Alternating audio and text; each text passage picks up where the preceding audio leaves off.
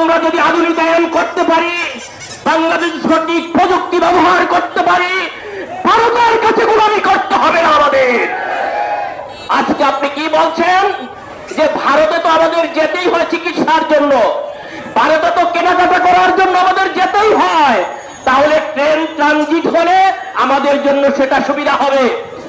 আজকে আপনি মেডিকেল কলেজে বাংলাদেশের রেভিনিউ থেকে, বাংলাদেশের রাষ্ট্রীয় কোষাগার থেকে কোটি কোটি টাকা খরচ করে আপনি ডাক্তার তৈরি করছেন, আপনি কেন সেই শিক্ষা ব্যবস্থায় কোনো প্রতিষ্ঠিত করতে পারেন নাই? আমরা কেন ভারত নির্ভর হব? আপনি কি চাচ্ছেন?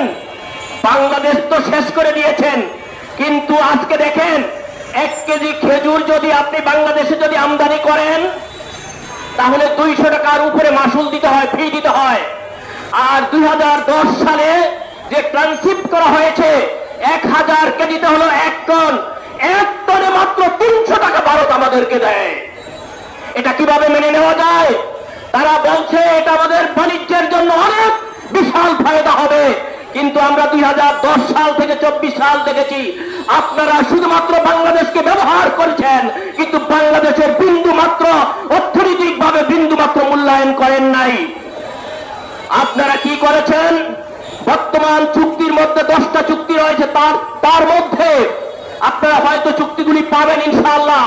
তার মধ্যে একটি চুক্তিতে লেখা আছে যে বাংলাদেশের সেনাবাহিনী, বাংলাদেশের পুলিশ অর্থাৎ বাংলাদেশের সামরিক বাহিনীকে ভারতে গিয়ে প্রশিক্ষণ দিতে হবে। আপনি বলুন যে এই বাংলাদেশের সেনাবাহিনী, নৌবাহিনী, পুলিশ বাহিনী, বিমান বাহিনী বাংলাদেশ সুরক্ষা করবে, সেই বাংলাদেশের বাহিনী ভারতে গিয়ে প্রশিক্ষণ দিয়ে কি বাংলাদেশ সুরক্ষা করতে পারবে? এটা কখনো সম্ভব নয়। আজকে আমরা বলে দিতে চাই, আপনি যে চুক্তি করে এসেছেন, চুক্তিতে স্বাক্ষর করেছেন, বাংলাদেশের মানুষ হয়তো এখনো ভালোভাবে তা বুঝে নাই। বাংলাদেশের মানুষ এখনো বিষয়টা অতভাবে আমলে নেয়নি। এই স্বাধীনতা বাংলাদেশের জন্য সবচাইতে বড় অর্জন। বাংলাদেশের স্বাধীনতা যদি থাকে, বাংলাদেশের সার্বভৌম যদি থাকে, বাংলাদেশের ভূখণ্ড যদি থাকে, তাহলে সবার রাজনীতি চলবে। মনে রাখতে হবে এটা কোনো দলীয় আন্দোলন নয়, এটা আমাদের নাগরিকের আন্দোলন।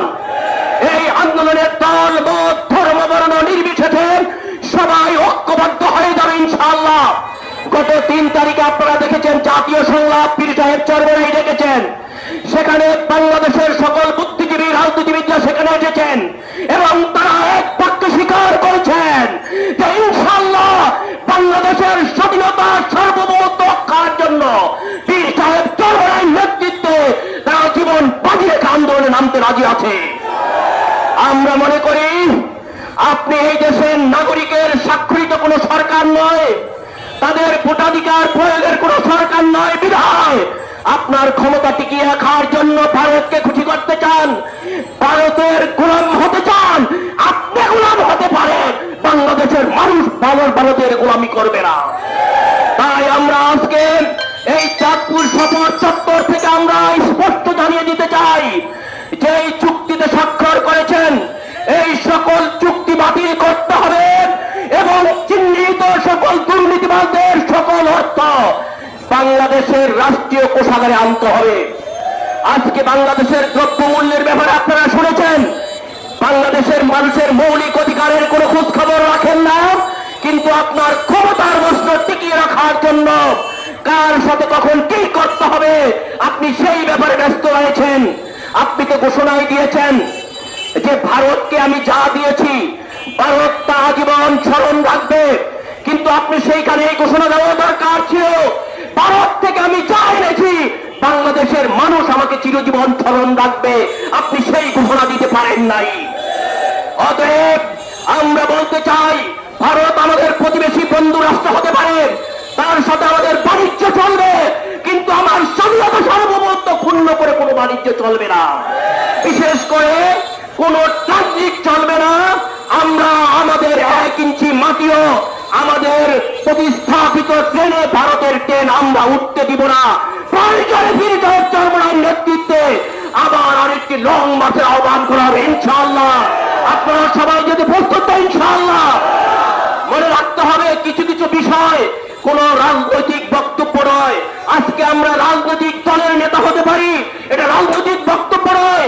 ইসলাম, দেশ, মানবতা, স্বাধীনতা, সার্বভৌমত্ব এগুলো কোনো রাজনৈতিক বিষয় নয়, এগুলো অস্তিত্বের বিষয়।